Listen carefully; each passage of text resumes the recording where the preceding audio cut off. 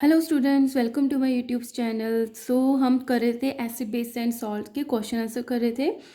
इस वीडियो में मैं क्वेश्चन आंसर जो पेंडिंग थे वो मैं कंप्लीट कर दूंगी। If you like my videos please subscribe my channel. Let's start. Question number 2 is why should factory waste be neutralized before discharging them into the water bodies, explain. क्या कह रहे हैं क्वेश्चन में कि जब जो फैक्ट्रीज़ के वाटर बॉडीज़ में क्यों डाली जाती हैं जो वेस्ट होते हैं, तो मतलब न्यूट्रलाइज क्यों किए जाते हैं उनको वाटर बॉडीज़ में डालने से पहले, एक्सप्लेन करना है। Answer is factory waste contain chemicals and the harmful acids which may be harmful to the aquatic life. तो जो फैक्ट्री में से वेस्ट निकलते हैं उसमें बहुत सारे केमिकल्स होते हैं और हार्मफुल एसिड्स होते हैं, ठीक है, जो कि किसके लिए हार्मफुल होते हैं, जो कि एक्वेटिक लाइफ, पानी में रहने वाली जो भी लाइफ है, लाइक फिशेज हैं और भी जो भी लिविंग ऑर्गेनिजम्स है जो उसमें रहते हैं, उनके लिए सब कुछ ये हार्मफुल है। And also lead to pollution of water, और इतना केमिकल हार्मफुल एसिड जाएंगे तो वाटर पॉल्यूशन भी होगा। That's why factory waste is neutralize before disposing it into the water bodies. इसलिए जो फैक्ट्री से वेस्ट निकलते हैं उससे पहले उसको न्यूट्रलाइज कर दिया जाता है, ताकि वो जाके एक तो वाटर पोल्यूशन ना करें और जो एक्वेटिक लाइफ है उसको हार्म ना दे, ठीक है। Third question is Annie is playing in her garden with her friend. Annie अपनी फ्रेंड के साथ गार्डन में खेल रही है। Ishrat suddenly bee bites. Ishrat को क्या है, एक बी जो है वो काट लेती है, बाइट कर लेती है। Any immediately bring baking soda and rub it on the stung area. और एनी फटाफट से जाके और बेकिंग सोडा लेकर आती है और जहाँ पे उसको उस मधुमक्खी बी ने काटा होता है वहाँ पे उसको रब कर देती है। First question is why does any apply baking soda. अब जहाँ पे बी ने काटा था वहाँ पे एनी ने बेकिंग सोडा ही क्यों अप्लाई किया। Answer is it is because baking soda is basic in nature. आपको पता है जो बी जो है वो जब काटती है तो वो एसिड छोड़ती है जिससे जलन होती है ना, और जो बेकिंग सोडा है वो क्या है, basic in nature and neutralize the effect of acid. तो जो एसिड गया था स्किन में बेसिक अप्लाई करके दो एसिड का इफेक्ट चला गया, उसने उसको न्यूट्रलाइज कर दिया।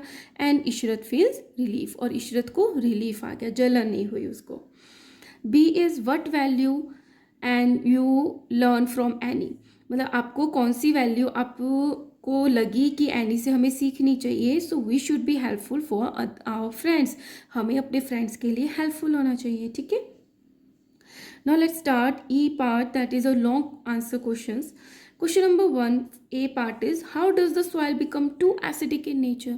आपको ये एक्सप्लेन करके बताना है कि जो सॉइल है वो एसिडिक कैसे हो जाती है, इतनी ज़्यादा एसिडिक क्यों हो जाती है। Answer is soil become too acidic because of the excessive use of chemical fertiliser. जो खेतों में जो उगाते हैं उसमें फर्टिलाइज़र यूज़ होते हैं, उसमें केमिकल फर्टिलाइज़र होते हैं, जब उसको बहुत ज़्यादा यूज़ होता है ना।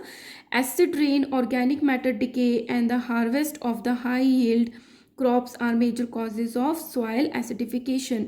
तो अगर एसिड रेन हो रही है, जो ऑर्गेनिक मैटर है लाइक प्लांट और एनिमल है वो डिके हो रहे हैं, and the harvest of the high yield crops are major causes, जो कटाई होती है फसलों की, वो ये सारे रीज़न जो क्या है सॉइल एसिडिफिकेशन के रीजंस हैं। Acid rain occurs when the gases such as the carbon dioxide, sulphur dioxide and the nitrogen dioxide are released as a result of fuel combustion. अब एसिड रेन क्यों होती है, क्योंकि जो पेट्रोल डीजल जलता है, कोल जलता है, उससे क्या बनता है, कार्बन डाइऑक्साइड, सल्फर डाइऑक्साइड और नाइट्रोजन डाइऑक्साइड, और उसके साथ वाटर मिक्स हो जाता है तो वो एसिड बना देते हैं। मिक्स विद रेन वाटर, इन सब से रेन वाटर मिक्स हो जाता है and fall as acid rain. और बारिश कैसी होती है, रेन कैसी होती है, एसिडिक हो जाती है। Causing soil to become too acidic. और इन सब रीज़न से क्या हो जाता है, जो हमारी सॉइल है वो बहुत ज़्यादा एसिडिक इन नेचर हो जाती है, ठीक है। These all are the reasons why are soil become too acidic in nature. B part is why should be added, what should be added in the soil when it is too acidic or too basic। जब soil या तो to acidic हो जाती है तो हम क्या add करते हैं, जब बहुत ज़्यादा एसिडिक हो जाती है या बहुत ज़्यादा बेसिक हो जाती है तो हम क्या ऐड करते हैं। पहले बात करेंगे when the soil become too acidic. When soil become too acidic, अब ये एसिड है ना, it is treated by the bases, अब एसिड है उसको न्यूट्रलाइज करना है तो हम क्या डालेंगे उसमें, बेस डालेंगे, सच एज क्विक लाइम, और उसमें क्या डालते हैं, क्विक लाइम डाल सकते हैं। क्विक लाइम होता है कैल्शियम हाइड्रोक्साइड, और स्लेक्ट लाइम कैल्शियम हाइड्रोक्साइड, तो ये हम उसमें डाल सकते हैं। These bases neutralise the excess acids present in the soil and help soil become neutral. आप इसको करेक्ट कर लेना, क्विक लाइम होता है कैल्शियम ऑक्साइड, ठीक है, नॉट अ हाइड्रोक्साइड। जो स्लेक्ट लाइम होता है वो होता है कैल्शियम हाइड्रोक्साइड। तो अगर सॉइल एसिडिक है तो हम उसमें क्या ऐड कर देते हैं, bases such as quick lime that is a calcium oxide, और a slaked lime that is a calcium hydroxide.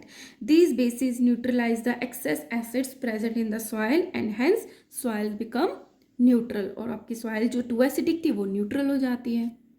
Now we will discuss when the soil become too basic, जब जो soil है वो बहुत ज़्यादा basic in nature हो जाती है तो हम उसमें क्या ऐड करेंगे, एसिड ऐड कर देंगे न्यूट्रलाइज करने के लिए।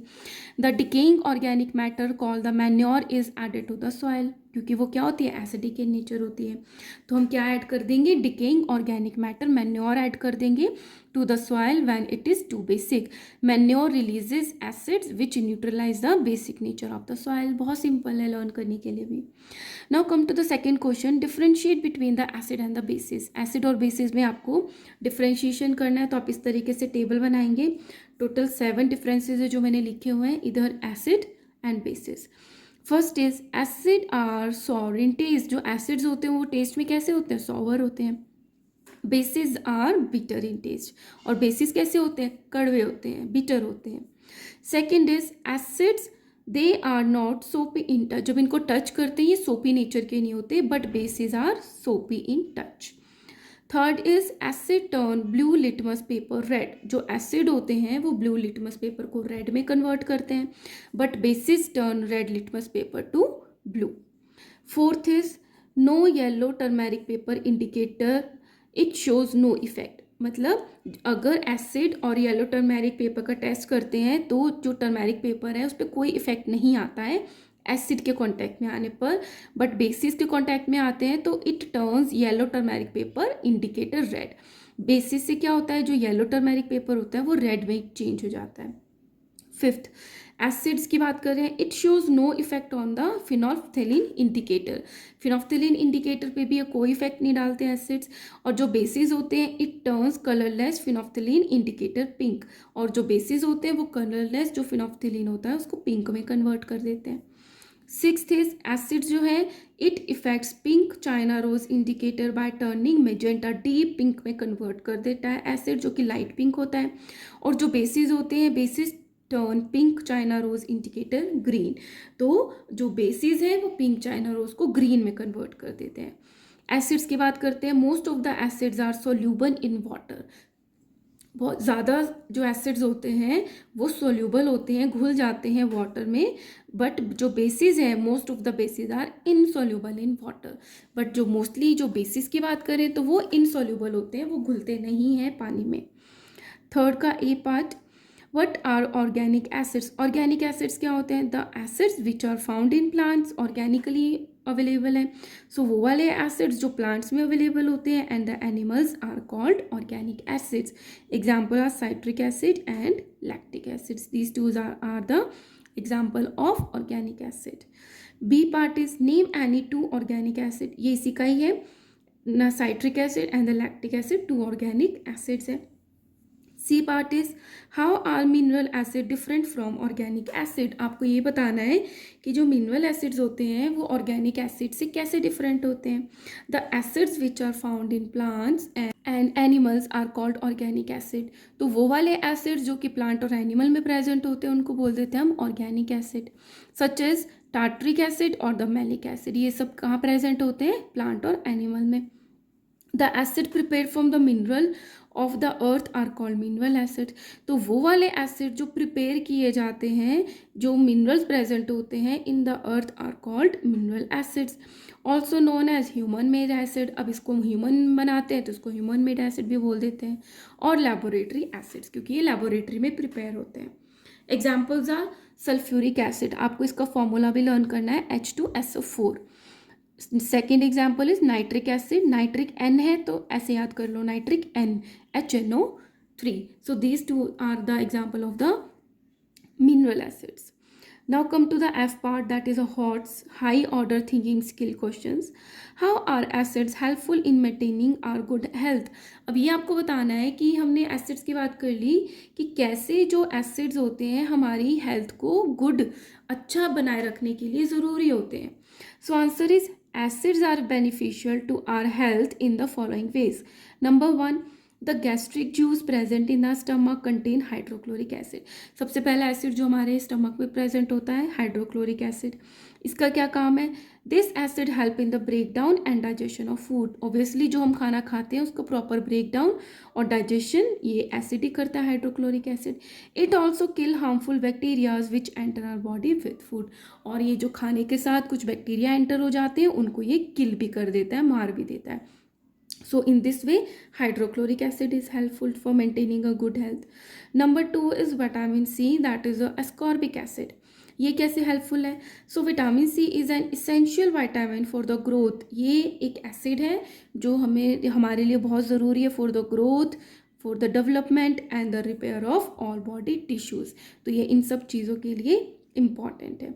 Third is amino acids. एक अमीनो एसिड्स होते हैं जिससे मिलके प्रोटीन बनते हैं. So amino acid form building block of our muscles and the tissues. तो अमीनो एसिड से ही क्या बनते हैं? बिल्डिंग ब्लॉक्स बनते हैं मसल्स के और टिश्यूज़ के. सो हाइड्रोक्लोरिक एसिड भी इंपॉर्टेंट हो गया, विटामिन सी भी, अमीनो एसिड भी. Fourth, we often use vinegar as a food preservative. So food को प्रिजर्व करने के लिए हम विनेगर भी यूज़ करते हैं जो क्या होता है? एक एसिडिक होता है ना. तो इस तरीके से ये जो सारे एसिड हैं ये सारे हेल्पफुल हैं for maintaining a good health. Now come to the G question, application based questions. First is if you are provided with 3 colorless solution, dilute NaOH, sodium hydroxide, water, and dilute HCl, that is a hydrochloric acid, then how will you identify water from them without testing? मतलब 3 आपको colourless चीज़ें given है, एक में base है NaOH dilute, एक में acid है डाइल्यूट HCl और एक में वाटर है. आपको टेस्ट नहीं करना है तो आप कैसे बताओगे कि किस में वाटर है? So answer is with the help of the red litmus paper. जब हमारे पास रेड लिटमस पेपर होगा we can identify the given solution without testing it. When the paper, जब ये जो रेड लिटमस पेपर है डिप करते हैं किसी सोल्यूशन में, वो अगर ब्लू हो जाता है तो वो क्या हो जाएगा? NaH सोल्यूशन है. So when this paper is dipped in a dilute NaOH solution the colour of the paper changes to blue. जबकि हम वाटर में डालेंगे या फिर HCl में डालेंगे वो तो कन्वर्ट नहीं करेगा.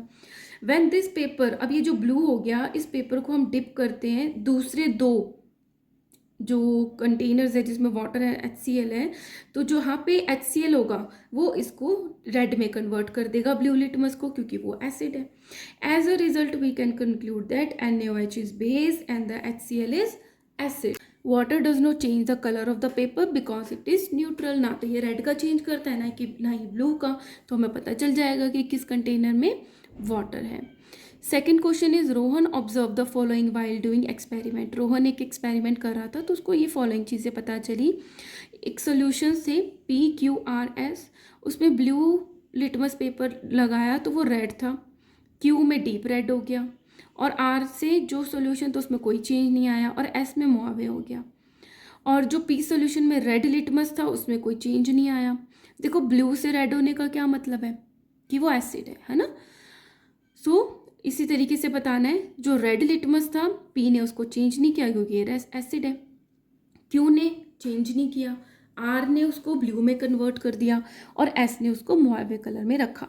सो क्वेश्चन ए क्या पूछ रहे हैं? What of these is strongly acid and basic. इन चारों सॉल्यूशंस में कौन सा स्ट्रॉन्ग एसिड है और कौन सा बेसिक है? सो आंसर कैसे लिखोगे? In this experiment solution Q is strongly acidic. क्यों है कि वो स्ट्रॉन्गली एसिडिक? क्योंकि देखो ब्लू लिटमस पेपर था, एसिड तो ब्लू को रेड में ही कन्वर्ट करते हैं, बट जो P सॉल्यूशन था उसने तो रेड में ही कन्वर्ट किया, बट जो Q था उसने डीप रेड किया. It means it is more acidic. So in this experiment solution Q is strongly acidic and solution R is strongly basic, क्योंकि उसने ब्लू लिटमस को चेंज नहीं किया। इट मीन्स ये क्या है, स्ट्रॉन्गली बेसिक है। A strongly acidic solution turn blue litmus paper deep red and a basic solution turn red litmus paper blue. और जो कि बेसिक होते हैं वो तो रेड लिटमस को चेंज करते हैं ब्लू में, तो जो आर है वो चेंज ही नहीं करेगा, ये तो फिर भी थोड़ा बहुत कन्वर्ट कर रहा है ना। सो आर क्या है, स्ट्रॉन्गली बेसिक है, जो कि ब्लू लिटमस को कोई चेंज नहीं शो करता। Question B, which two solution will react to show neutralisation reaction. इनमें से ऐसे कौन से दो सोल्यूशन है जो ये शो करते हैं कि न्यूट्रलाइजेशन रिएक्शन हो रही है। व्हेन एन एसिड एंड, तो पहले ये बता रहे हैं कि what is a neutralisation reaction. When an acid and the base react to form a salt and the water, it is a neutralisation reaction.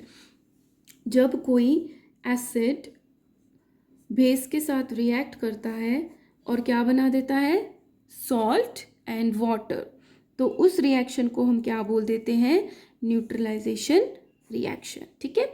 So solution P is an acidic, ये acid है। Solution R is a base here, this will react to show a neutralisation reaction. So जो P और R है यही neutralisation reaction show करेंगी and form a salt and water, और ये दोनों क्या बनाएंगी फिर आपस में रिएक्ट करके, सॉल्ट एंड वाटर। ठीक है। Now, H part is practical skill based question. How will you test whether a given solution is acid, basic or a neutral with a litmus paper?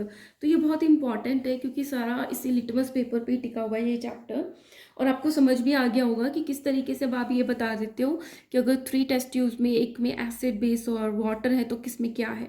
सो लिखना कैसे है, firstly take the red litmus paper, तो सबसे पहले हम क्या लेंगे, red litmus strip लेंगे and dip the strip into 3 solution, उनको तीनों एक एक करके तीनों सोल्यूशन में डिप करेंगे।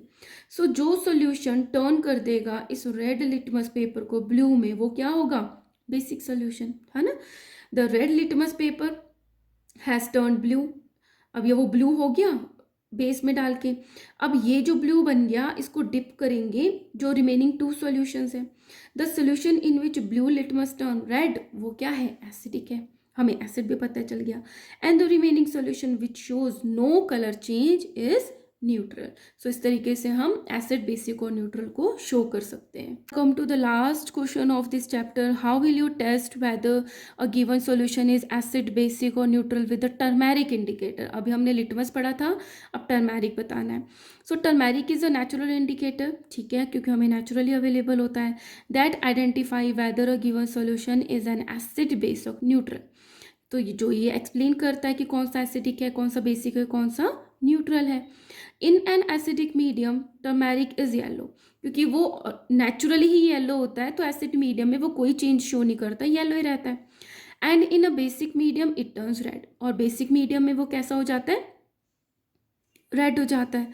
No change in colour mean solution is neutral, अगर कोई चेंज ही नहीं होता है कलर का, इट मीन्स वो जो सॉल्यूशन है वो कैसा है, न्यूट्रल है। सो एसिडिक में येलो ही रहता है और बेस में वो रेड हो जाता है, और जब वाटर होता है या फिर न्यूट्रल है उसमें कोई भी चेंज नहीं होता। ठीक है। So here are this chapter is also completed. Thank you for support and keep liking and subscribing. Thank you so much.